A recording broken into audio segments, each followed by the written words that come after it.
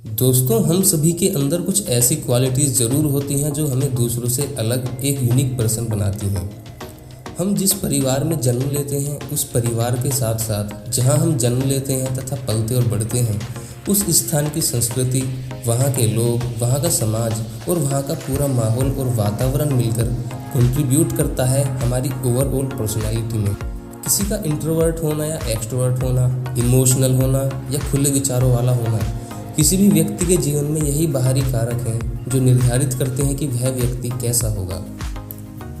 मनोवैज्ञानिकों का मानना है जितना आप किसी से बात करके उसके बारे में जान सकते हैं, उससे कहीं ज़्यादा उसकी एक्टिविटीज से जान सकते हैं, और इसको ही कहा जाता है बॉडी लैंग्वेज। बॉडी लैंग्वेज एक ऐसी लैंग्वेज है जो कुछ ना बोलते हुए भी हमारे बारे में बहुत कुछ कह देती है।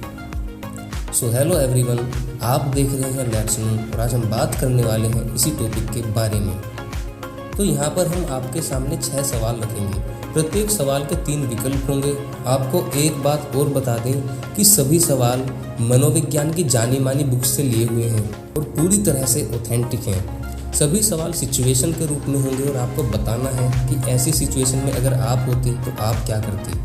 सवालों के बीच में कुछ समय होगा, ऐसे में आप अपना आंसर चुनकर नोट कर लें। सवालों के खत्म होने के बाद लास्ट में हम आपको बताएंगे कि आपके द्वारा दिए गए आंसर आपकी पर्सनैलिटी के बारे में क्या बताते हैं। तो चलिए शुरू करते हैं। सबसे पहला सवाल, आप एक तर्क के बीच में हैं और बहुत क्रोधित हो रहे हैं। ऐसे में आपके हाथों की स्थिति कैसी होगी? आपके हाथों का मूवमेंट क्या होगा? आप अपने हाथों को बहुत ज़्यादा मूव कर रहे होंगे। आप अपने हाथों को आराम से अपने साइड में रखे होंगे। आपने अपने हाथ बांध रखे होंगे।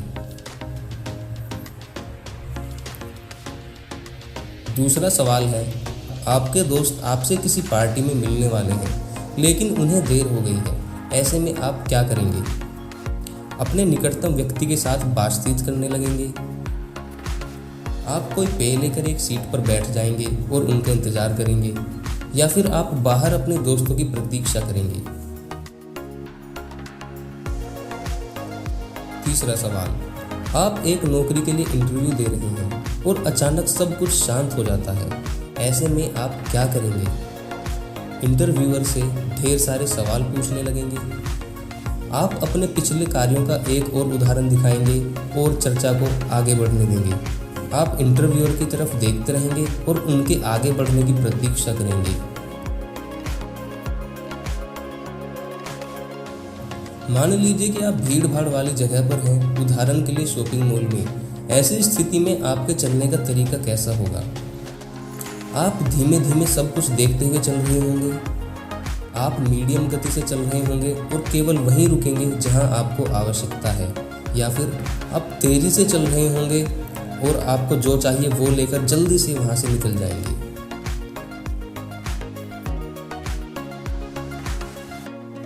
पांचवा सवाल, आप बारिश में खड़े होकर बस का इंतजार कर रहे हैं। तभी कोई कार वहां से होकर गुजरती है और आपको गंदे पानी से भिगो देती है। ऐसे में आपके सारे कपड़े खराब हो जाते हैं। इस स्थिति में आप क्या करेंगे? कार ड्राइवर पर चिल्लाएंगे और कार के किनारे लात मारेंगे। आप रास्ते में किसी दुकान से नई ड्रेस खरीद लेंगे और उसको पहनकर ऑफिस चले जाएंगे, या फिर आप उन्हीं कपड़ों में ऑफिस पहुंचकर पूरे दिन शर्म के मारे अपने कमरे में छुपे रहेंगे। छठा और आखिरी सवाल, आपने अपने बारे में जो आखिरी तस्वीर देखी थी वह कैसी थी? बहुत अच्छी थी और आपने उसको फ्रेम करा लिया। इतनी बुरी तो नहीं थी, ठीक थी, या फिर अब तक की सबसे खराब तस्वीर थी? आपने इन सवालों के जो भी जवाब दिए हैं उन्हें नोट कर लीजिए। अब हम बताएंगे कि साइकोलॉजिकल फैक्ट्स क्या बताते हैं आपके बारे में। यदि आपने पूछे गए 6 प्रश्नों में से कम 4 में दूसरे विकल्प पर टिक किया है, यानी सेकंड ऑप्शन को चुना है, तो इससे आपकी बॉडी लैंग्वेज बताती है कि आप काफ़ी संतुलित व्यक्ति हैं और कुछ नए मिलने पर आसानी से नर्वस नहीं होते।